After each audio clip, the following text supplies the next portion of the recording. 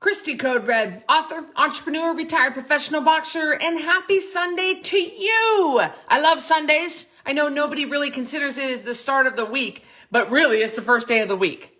And here we go. We're all meal prepping. We're all mind prepping. We're getting ready for the week to come. Smack dab in the middle of the holidays. How are you holding up? I'm here for you, and I'm going to stay in your newsfeed.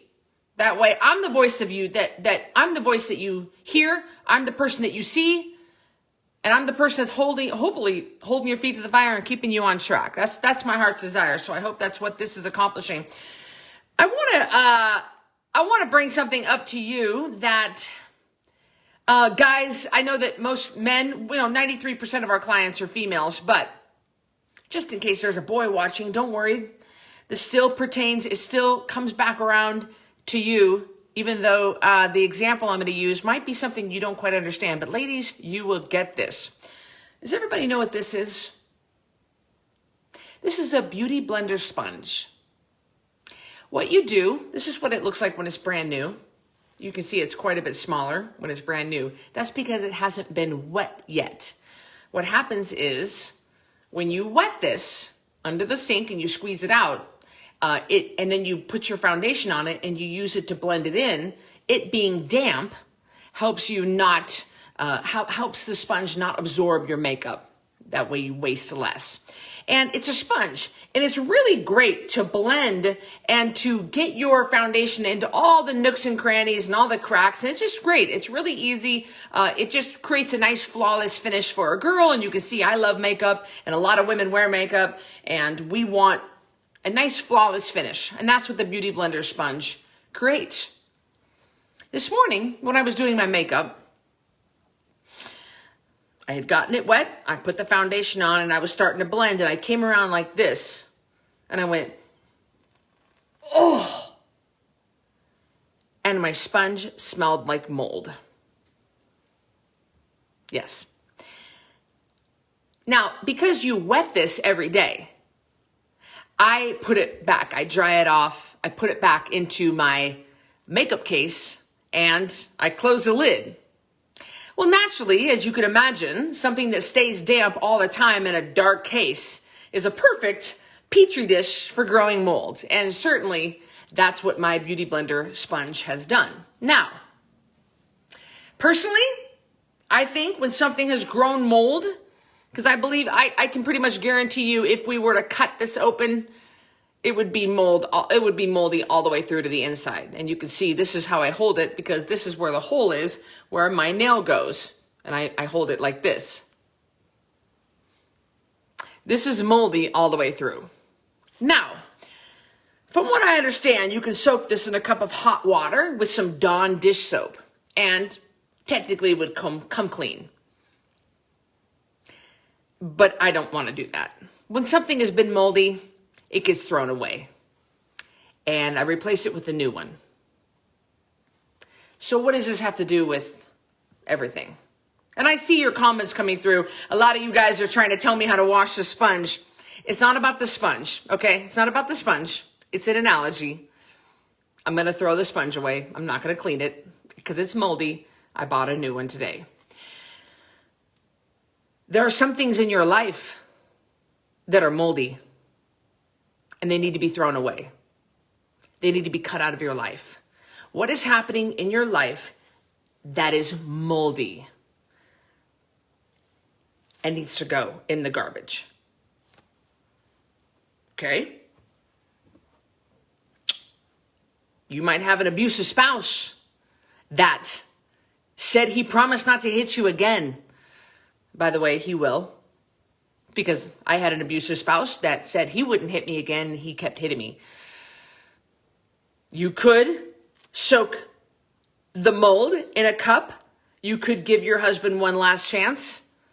That would be trying to clean the sponge.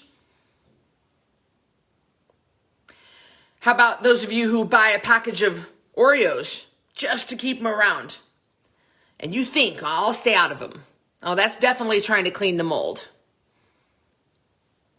How about having a spouse that slept with his secretary? And you think you're going to soak that sponge in a cup and try to clean that mold out. In my opinion, once a cheater, always a cheater. But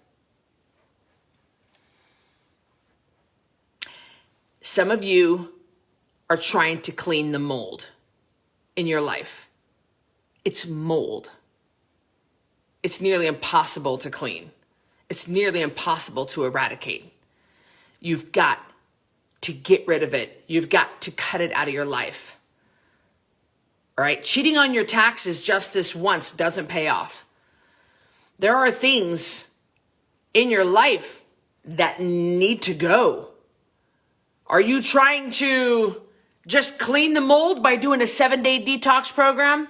You'll lose 7 pounds. But then what? You're not getting to the root of your problem. You're not getting to the mold. A 7-day detox is not getting to the problem, your sugar addiction. It's not tackling your emotional eating problem. You're trying to clean the sponge. The sponge is infested with mold. You will lose 7 pounds with 7-day detox, yes. But it's not going to get to the root of your problem. You guys see where I'm getting at? It's not about the sponge. It's about the mold in your life. It's about you needing to get to the root of the problem. You've got to address, you've got to ask yourself the hard questions. You've got to address the issues. It smells like mold. It looks like mold. It's acting like mold. It's got to go. I'm not saying you should throw away your spouse and replace him with a new one, although I've done that a few times. Finally, I got one right. I'm just saying, I think it's time for a lot of you guys to look a little deeper and discover if there is a mold problem. Have you guys ever had mold in your basement? Have you ever had like a flood? Do you know what they have to do? They have got to go all the way down to the studs. You have to replace the sheetrock, the insulation, everything. Mold is no joke. That's why I'm throwing this away, because I don't want that on my face, even if I could clean it. Do I want to take that chance?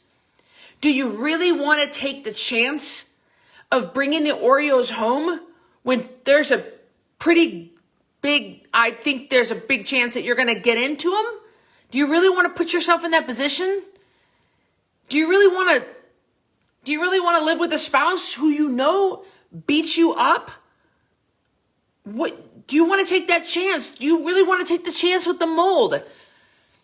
Ask yourself that. Take a good long hard look at you and find out if there's mold that's got to be cut out of your life. Okay? It's a little bit of a deep subject. I realize that. And I'm speaking to somebody here. This video is not for everybody. Maybe everything is cool in your life. You're good to go. There's no mold that needs to be cut out of your life. But that's what inspectors are for. Maybe I'm your inspector. No, not really. That's kind of creepy. Never mind that part. I don't know. I hope you guys kind of got what I was trying to say. When I click end on this video, this is going in the garbage. And I'm going to pay a lot better attention to my sponge and not letting it get to this point. Because how long have I been spreading this mold across my face? It had to start stinking to where I couldn't deny it before I realized. I'm sure it has been spreading germs long before it started stinking. You see the analogy I've got going here? It's not about the sponge.